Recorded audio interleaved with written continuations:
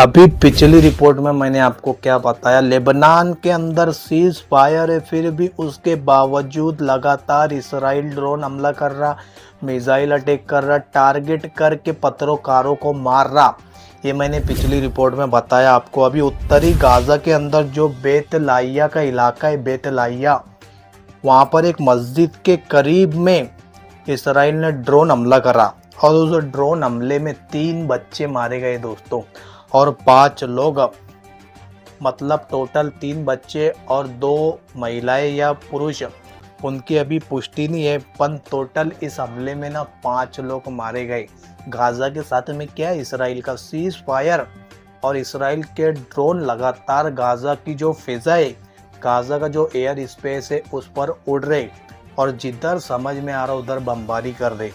जो ड्रोन हमला हुआ ना बेतलाइया के इलाके में, मस्जिद के पास में हमला हुआ, मस्जिद के करीब ड्रोन हमला करके 3 बच्चों को शहीद किया गया। मतलब टोटल 5 लोग इस हमले में मारे गए। और जितने भी अरब के जो हुक्मरान है ना, सिर्फ तमाशा देख रहे, ऐसा लग रहा और दुनिया वालों को दिख रहा कि इन्होंने गाजा और फ़लस्तीन का सौदा कर दिया है दोस्तों। अब दोस्तों इसराइल के सेकुलर्स लगातार, जो इसराइल के आम सिविलियंस है ना, वो मस्जिद अक्सा के अंदर जा रहे।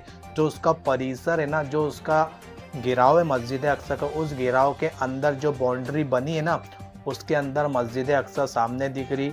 और जो इसराइल के सेकुलर्स है वहाँ पर खड़े रहकर अपने धर्म के मुताबिक जो भी उनकी प्रार्थना वो कर रहे, और उसके बाद आपत्तिजनक नारा लगा रहे, फ़लस्तीनी और गाज़ा के लोगों को भड़काने वाला कदम उठा रहे। उसके बाद इसराइल का झंडा भी लहरा रहे वहाँ पे, समझ रहे। और एक है इसराइल का जो कुत्ता है जिसका नाम है बेंजावीर, ये इसराइल की पार्लियामेंट का एक नेता है दोस्तों। ये आए दिन मस्जिद अक्सा के पास में जाता और आपत्तिजनक नारा लगाता कि यहाँ पे हम 3rd टेम्पल बनाएंगे, यहाँ पर हमारा मंदिर बनाएंगे, और वहाँ पे झंडा लहराता और धर्म के मुताबिक, जो भी उसका धर्म है उसके मुताबिक वो प्रार्थना करता वहाँ पे। और मुसलमानों को, जो पूरी दुनिया के मुसलमान है ना, जिनकी आस्था, जिनकी धार्मिक आस्था मस्जिद अक्सा से जुड़ी है, उस आस्था को ठेस पहुँचाने का काम कौन करता? बेंजावीर, जो इसराइल की पार्लियामेंट का एक कुत्ता है, एक सुअर है दोस्तों। ये आए दिन मुसलमानों को ललकारता और आए दिन मुसलमानों को भड़काने का काम करता। पर इतनी वीडियोस आने के बाद, इतने फोटो आने के बाद, ये अरब के जितने भी हुक्मरान है ना, सब हिजड़े, एक भी ट्वीट नहीं करते, बोलते नहीं। ये जो OIC संगठन है ना, ये सिर्फ वो हिजड़ों का संगठन है दोस्तों, ये कभी नहीं कुछ बोलेगा।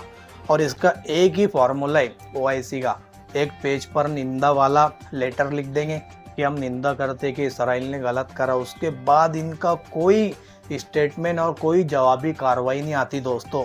मतलब ऐसा लगता ना कि ये लोग मस्जिद अक्सा का इन्होंने सौदा कर दिया, समझ रहे। इतनी बड़ी बड़ी घटना हो रही कि मस्जिद अक्सा में लोग गुजारे, रमज़ान के महीने में मस्जिद अक्सा बंद थी, पर जो अरब वाले हैं ना, इनका ईमान नहीं जागा दोस्तों। ये कैसे मुसलमान है कि 800 सालों में कभी मस्जिद अक्सा बंद नहीं हुई थी, पर अभी जो रमज़ान गुजरा ना, उसमें मस्जिद अक्सा बंद थी दोस्तों। पर ये अरब वालों की औकात है कि किस तरह से मस्जिद अक्सा में भी अब पाबंदी लगाई जा रही। मस्जिद अक्सा के अंदर जो फ़लस्तीनी मुसलमान हैं उनको मारा जाता, उनको पीटा जाता, फिर भी ये अरब के हुक्मरान कुछ नहीं बोलते दोस्तों। ये इनकी औकात है और ये हमेशा से जलील होंगे। जब तक अपने मुसलमान भाइयों के लिए आवाज़ नहीं उठाएंगे तो अल्लाह ताला इनको जलील करता रहेगा दोस्तों। ये उनकी औकात है। अभी स्क्रीन पर ये बच्चे का आप फोटो देख रहे होंगे, कितना खूबसूरत बच्चा है और कितना मासूम बच्चा है। ये बच्चा फ़लस्तीन के अंदर एक गांव है जिसका नाम है बेतनून। बेतनून गांव के अंदर का ये बच्चा रहने वाला है। इसकी उम्र है 15 से 16 साल। ये अपनी साइकिल पर सवार होकर स्कूल जा रहा था, तभी इसराइल की जो पार्लियामेंट है ना, उसका एक मेंबर है जिसका नाम है बेंजावीर। बेंजावीर का जो सिक्योरिटी गार्ड है ना, वो अपनी कार से जा रहा था, तभी बच्चे को देखा कि फ़लस्तीनी बच्चा जा रहा साइकिल पर सवार है, तो इसने अपनी भड़ास निकालने के लिए उस बच्चे के ऊपर अपनी 4 व्हीलर चढ़ा दी दोस्तों। वो बच्चा जगह पर मर गया।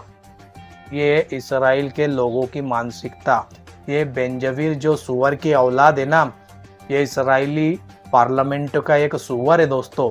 इसके सिक्योरिटी गार्ड ने इस बच्चे के ऊपर 15-16 साल का जो बच्चा था, फ़लस्तीनी बच्चा बेतनून के इलाके का रहने वाला, उसके ऊपर अपनी कार चलाकर इसको ख़त्म कर दिया, उसको कत्ल कर दिया।